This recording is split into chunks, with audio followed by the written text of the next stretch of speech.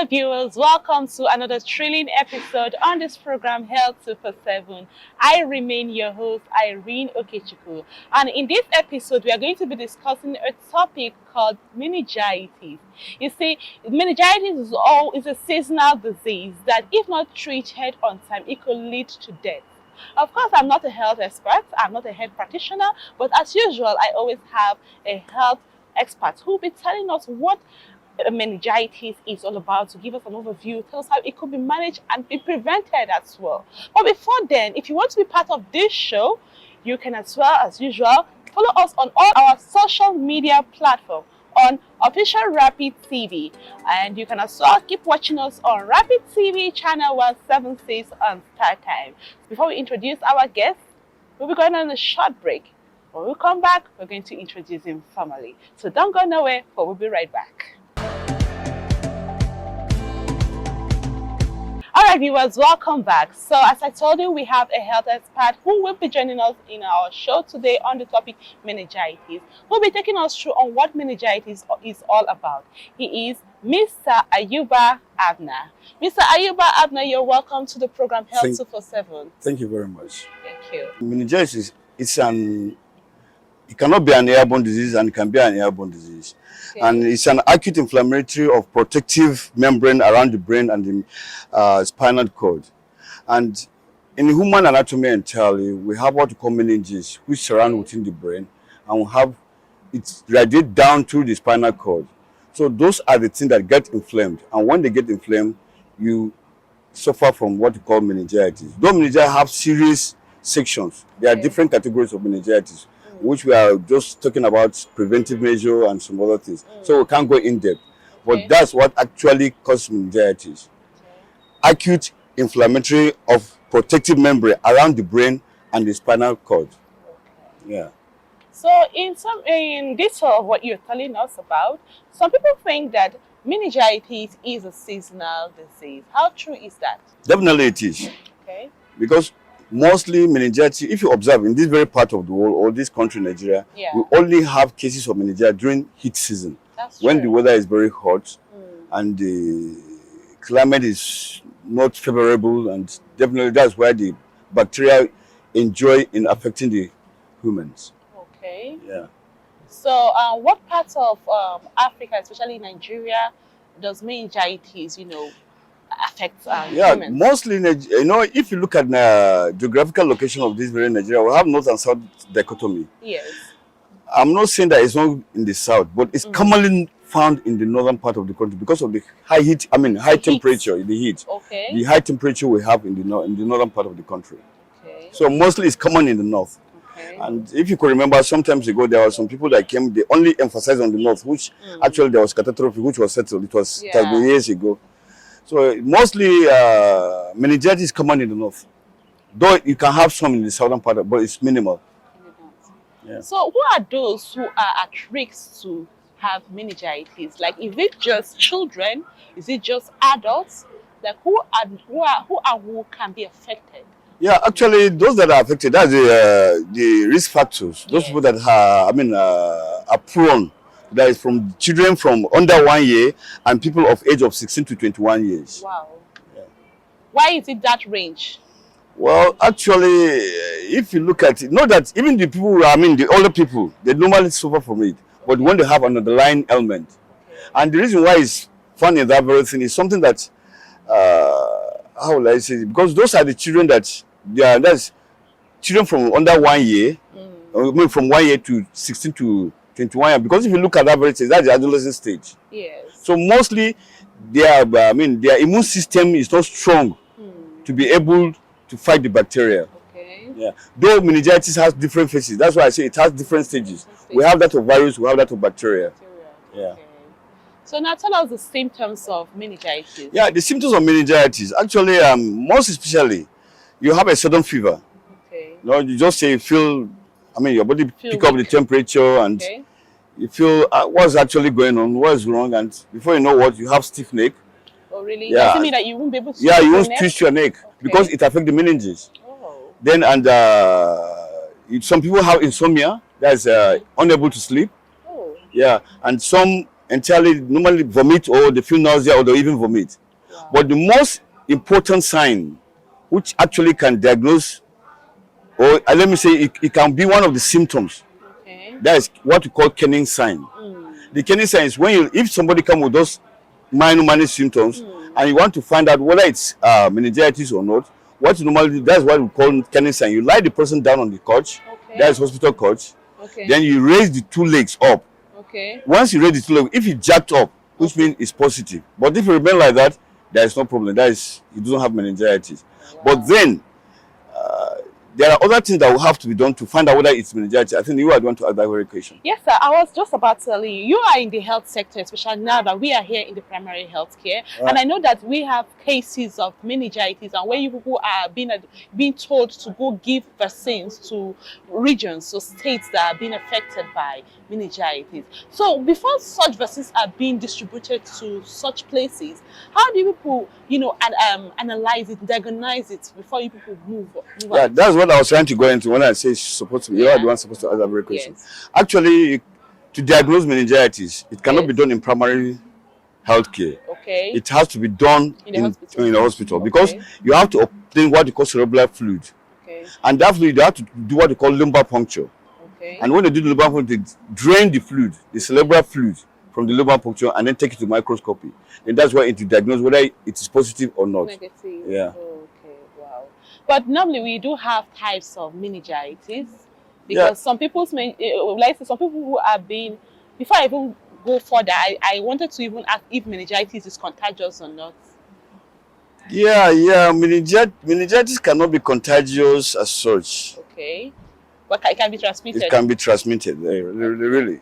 Because, well, I don't want, let me just go this very way. It cannot be contagious, but it can be transmitted. Because mostly, I don't want to preempt the whole thing, because we have not get to that very place.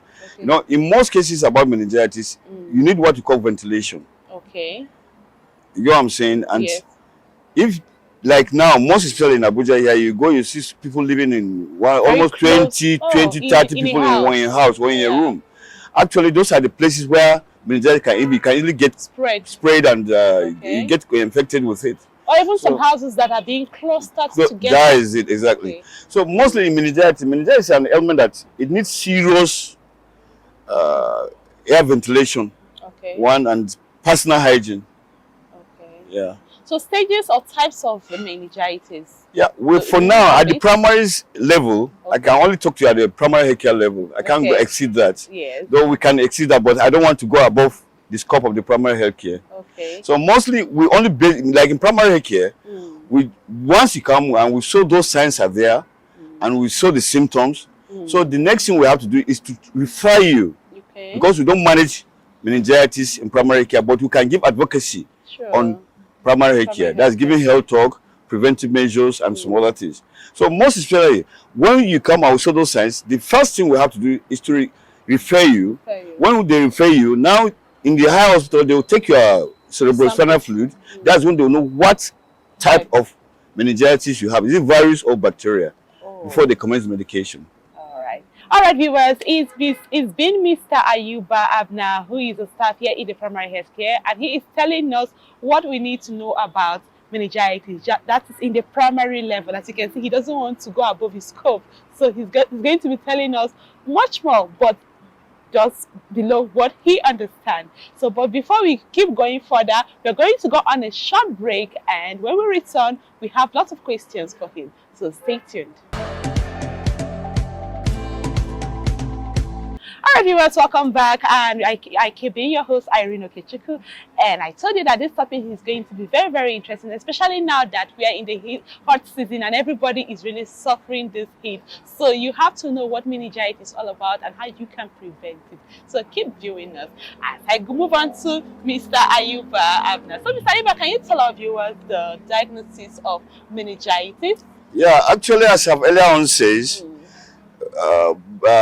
meningitis has two sides, that is bacteria and virus. Okay. So, and the causative organism of meningitis is called Neisseria meningitis. Okay. What are all those kind of medical terms, Medical terms. Yeah, Neisseria meningitis. That is the name.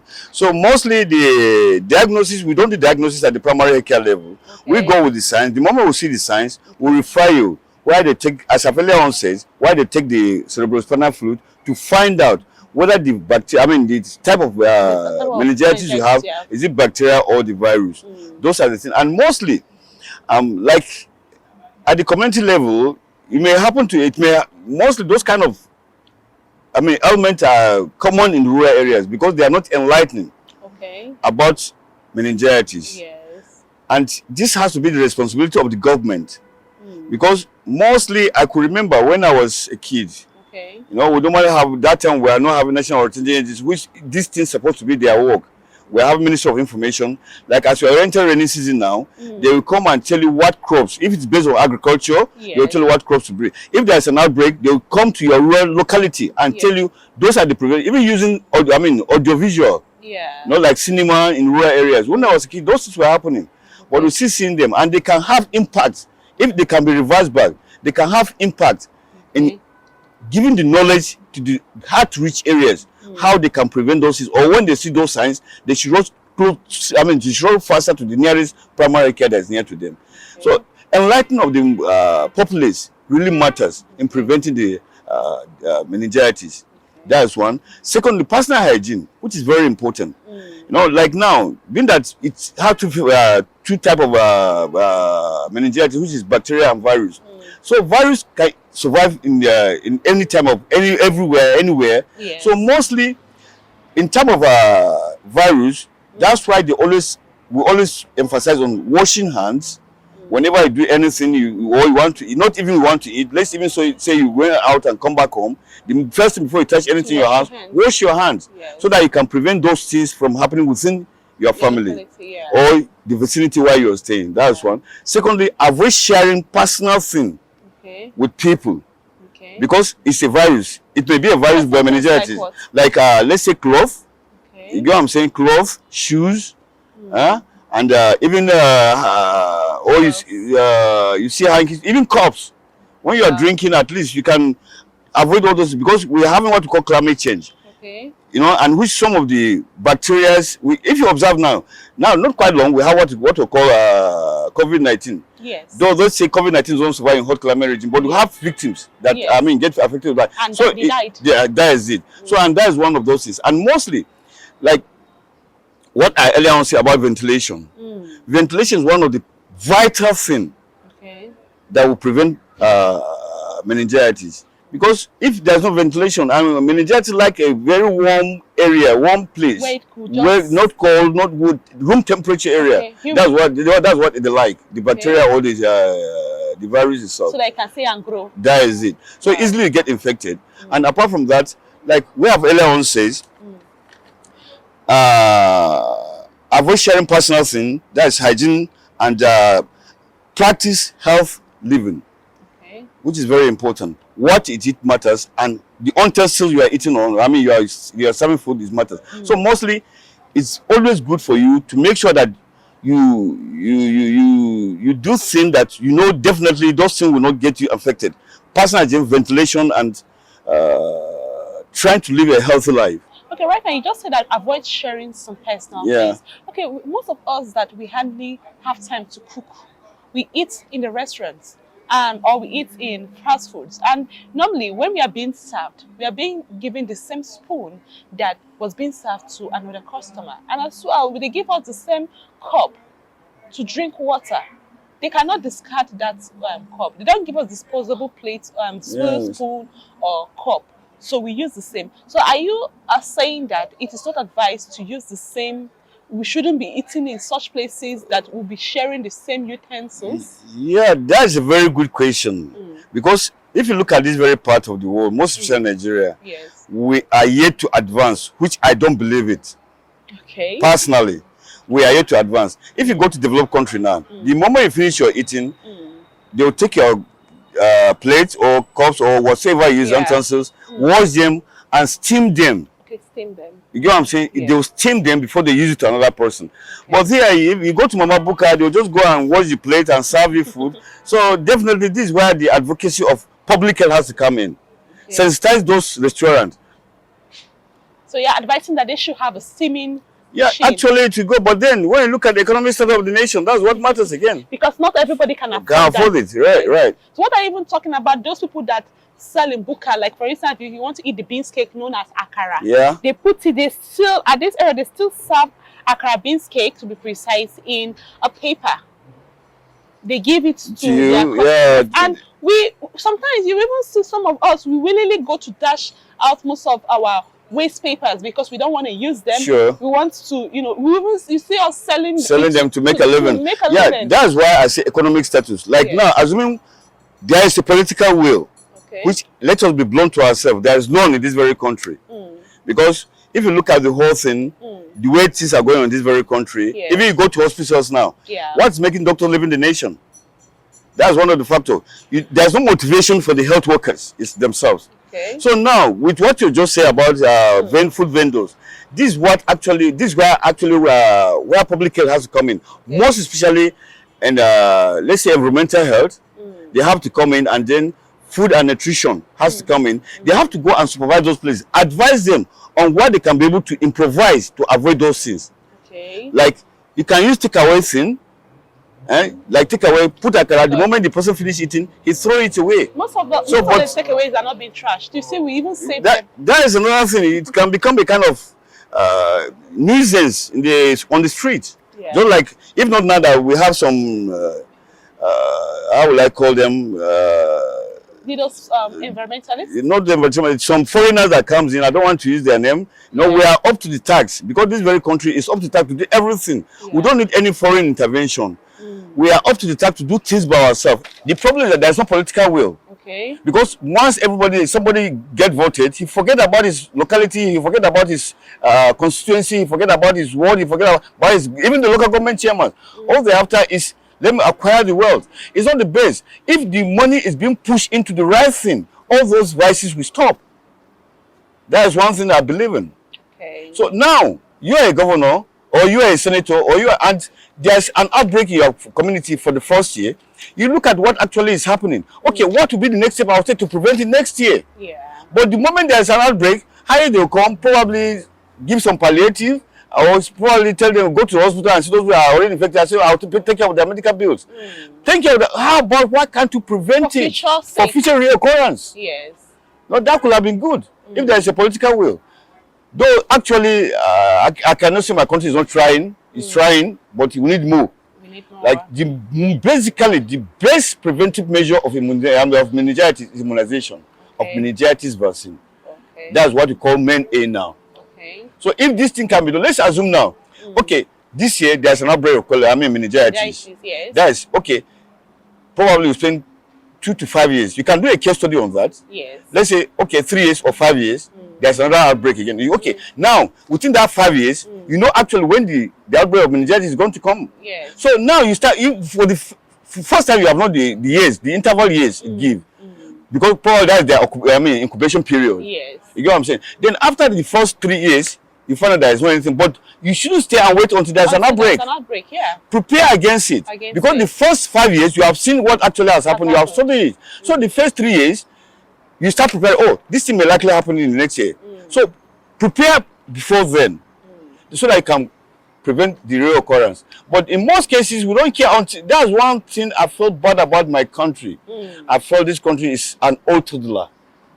It's old, but it's still crawling. We haven't gone anywhere. If it's a developed country now, before you know what, they will not even tell you. They will not wait until they see the signs. Or they'll even say, okay, after 2 years or after 3 years, everybody should be inoculated on meningitis. But here, we don't wait until when there's an outbreak. Yeah. Which doesn't go anywhere. It doesn't help. Anyway, that's true. All right, it's been Mr. Ayuba Abna, and he has been taking us through on meningitis and how it could be prevented. So what advice do you have to give to our viewers who are watching home on how to prevent meningitis, especially for future sake? Yeah, sure. The viewers, I would like you to prevent, well, in most cases, it's supposed to be the public health that's supposed to do all those things, enlighten you, but you don't wait until it comes. With this medium, I will tell you what you can do for preventing you from getting infected with from meningitis. One, personal hygiene, which is very, very important. Secondly, ventilation.